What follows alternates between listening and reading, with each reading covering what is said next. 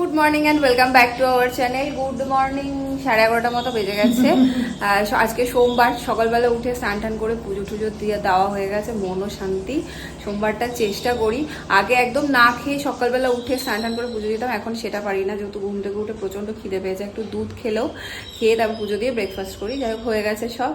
আর এখন বসেছি মা মেয়েতে একটু সিরিয়াল দেখতে।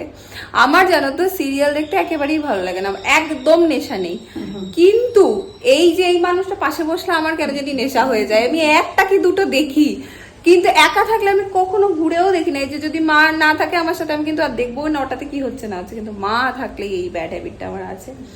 এখন একটু ফুলকি দেখবো, ফুলকি জি বাংলাতে হয়, সেটা এই যে ট্যাবেই আমরা এখন চালাই, ট্যাবটাই এখন আমাদের মিনি টিভি হয়ে গেছে। যাই হোক চলো দিনটাকে কাজে দিয়েছে। হ্যাঁ, না থাকলে মায়ের খুব খারাপ লাগতো। চলো দিনটাকে এখান থেকে দারুণ ভাবে শুরু করি। শুরু হয়ে গেছে আমাদের ফুলকি দাস, আমার মায়ের খুব প্রিয় সিরিয়াল। ভাল লাগে মেয়েটার হাব ভাব, বেশ চুলবুলি। দেখছে এখানে এখন হচ্ছে প্রোটিন পাউডার বানানো নাকি? বাবারে কিভাবে একটু পুষ্টি হবে, পুষ্টি। এই যে মাখানা, এটাকে ড্রাই রোস্ট করছে মা, এটা আমি দুধের সাথে খাই। আর এই দেখো এখানে সমস্ত ড্রাই ফ্রুটস, এটাকে ভিজিয়ে মানে ওয়াশ করে নিয়েছে, প্রচুর নোংরা থাকে। এই হচ্ছে আমন্ড, আখরোট, কাজু, এটাকে ধুয়ে রেখেছে, এটাকেও ড্রাই রোস্ট করবে নাকি, করে তারপর মিক্সিতে গুঁড়িয়ে ওই ডাব্বাটাই ভরে রাখা হয়। কই কই কই কই কই কই কই কই গেল, যা দেখতে পাচ্ছি না গো। ডাব্বাটা কি ধুয়ে দিয়েছো নাকি মা? এই যে এইটার মধ্যে ভরে রাখা হয়, এটা আমি মাঝে মাঝে সকালবেলায় দুধের সাথে খাই, বা যখনই হোক খাই। এখন সেটাই করছে মা, আর আমি করছি এডিটিং। চলছে প্রক্রিয়া, দেখি এই যে একদম এরকম ডাস্ট হয়ে যাবে। এটা থেকে একটা কি সুন্দর গন্ধ বেরোয় না মা, কিন্তু খেতে গেলে কোনো স্বাদ নেই, যেহেতু কোনো চিনি ফিনি মেশানো নেই, কিন্তু গন্ধটা খুব ভালো বেরোয়। হ্যাঁ, এই যে আবার ছেঁকে নিচ্ছে। আমি সব ছাকাছাকি করতাম না, মা যাতে কোনো গুঁড়ো না থাকে আবার ছেঁকে দিচ্ছে।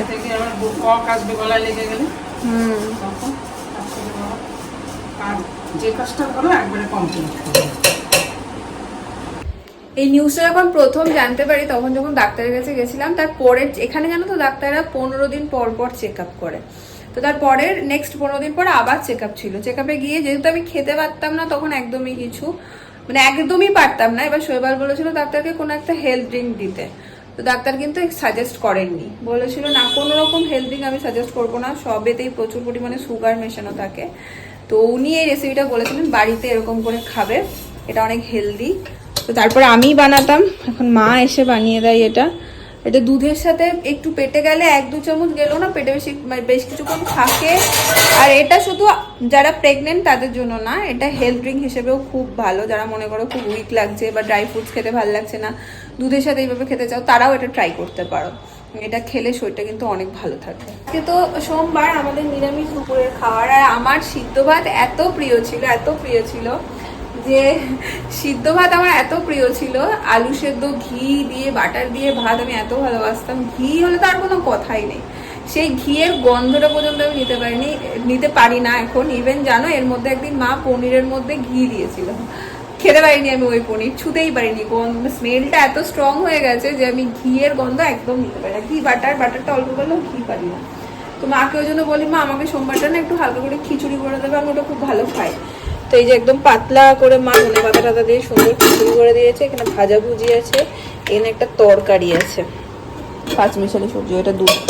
এই হচ্ছে খাবার। আমার আজকে খিদেও পেয়ে গেছে। সকালে দুধ খাওয়ার পরে আমি একটু ফল টল খেয়েছিলাম, আজকে উঠেছি অনেকটা দেরি করে আমি, তো একটু গন্ডগোল হয়ে গেছে সবকিছু। এখন একটু খিদে পাচ্ছে, যতটুকু পারি খেয়ে নিই। ওইটা বাজে এখন প্রায় 7টা মতন, সন্ধ্যে দিয়ে আমি আর মা বেরোচ্ছি। শৈবালের আজকেও আসতে অনেক দেরি হবে বললো, প্রায় দিন একই কথা বলে তোমাদের, কারণ প্রায় দিনই দেরি হয়। আর কিছু বাজার নেওয়ার আছে, একটু ডাব ঠাপ নেওয়ার আছে। মাকে বললাম চলো দুজনে মিলে গিয়ে নিয়ে আসা। সন্ধ্যে টাইমটা প্রচন্ড বোর কাটে বলো মা, দুজনে বসে চুপ করে বসে থাকি, কি কত গল্প করবো সারাদিন আর দুজনে মিলে কত গল্প থাকে। হ্যাঁ, মা ফোন ঘাটে, আমি বেশি ফোন না ঘাটে ট্রাই করি, বাট হয়েই যায়।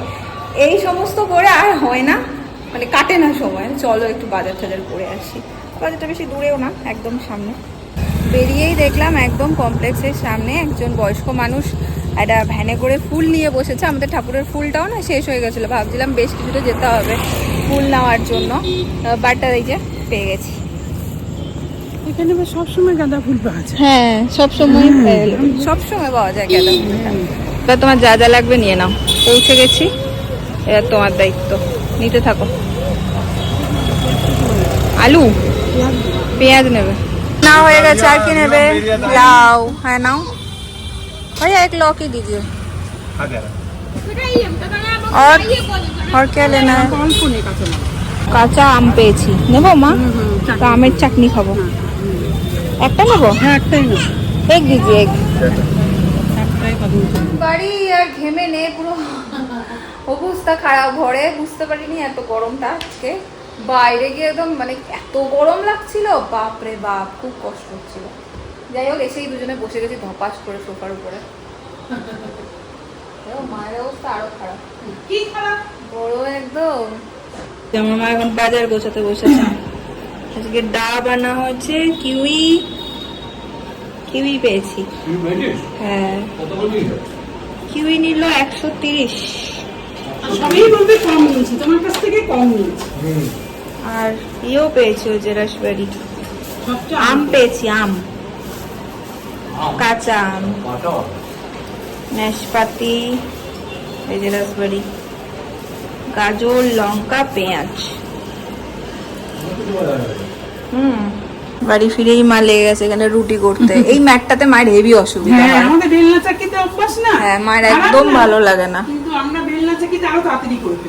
আর এখানে একটা রুটির জন্য সবজিও হচ্ছে, পাঁচমেশালি, বেশ ঝোল ঝোল করে একটু। রাত এখন 12টা, পুরে আওয়াজ বাজছে, শুনতে পাচ্ছ, গাড়োয়া হচ্ছে বাইরে। যাই একটু দেখে আসি, তোমাদের সাথে একটু ছোট করে শেয়ার করবো। গানে যদিও বা কপিরাইট খেয়ে যাবো হয়তো, তো চলো দেখে আসি। অদ্ভুত স্টাইলের গাড়োয়া দেখাচ্ছেন আমাদের সোহেল বাবু। জায়গা নেই।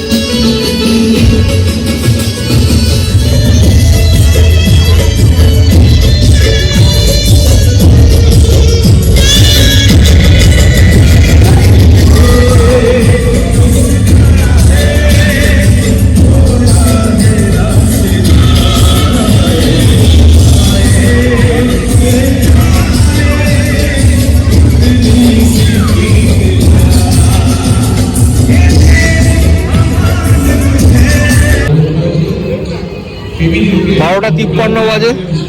মানে এক্ষুনি সব গড়বড় সব শেষ হলো, একটু পরিবেশটা ঠান্ডা হয়েছে, কানে পুরো তালা লেগে গেছিলো। যাই হোক, এটা বলা উচিত নয়। এখন কিছু শোনা যাচ্ছে না। একটা বাজতে চললো, যা শেষ হলো। এখন এখানে দেবে নাস্তা, প্রতিদিনই তাই 12টা, 12:30, 1টার পরে দেয়, সেজন্য আমরা আসতে পারি না। তো আজকে ভাবলাম একটু দেখে যাই, দেখি দেয়। ভালোই লাগলো, বেশ ভালো লাগলো, মানে বেশ মজাদার, অন্যরকম এক্সপিরিয়েন্স। প্রথমবার দেখলাম এত কাছ থেকে, ভালো লাগলো। এই জন্য আমি তোকে বলতে বলি, দেখেছিস তো কত সুন্দর গুছিয়ে বলিস। তুমিও ভালো বলো। ভাব সম্প্রসারণে আমি কোনোদিনই পরীক্ষায় অ্যাটেন্ড করিনি, বলতে হয় না, আর এখানেও করবো না। একদিনে হয় না। এই যে আজকের নাস্তা হচ্ছে খামানি, যেটা আমার অত্যন্ত প্রিয় একটা ডিশ গুজরাটের, খুব ভালো লাগে খেতে। অনেক রাতে দিয়েছে, কাল সকালে খাবো, এখন আর খাবো না। এর প্রথম বাচ্চাদের দেয়, তারপরে মেয়েদের দেয়, তারপরে ছেলেদের। ওই জন্য ছেলেদের হাতে করে নিয়ে বসে আছে, এখনো পাশে। আর সাথে সাথে চলো ব্লগটাকে ওয়েন্ট করে দিচ্ছি এখানে। Tata, good night.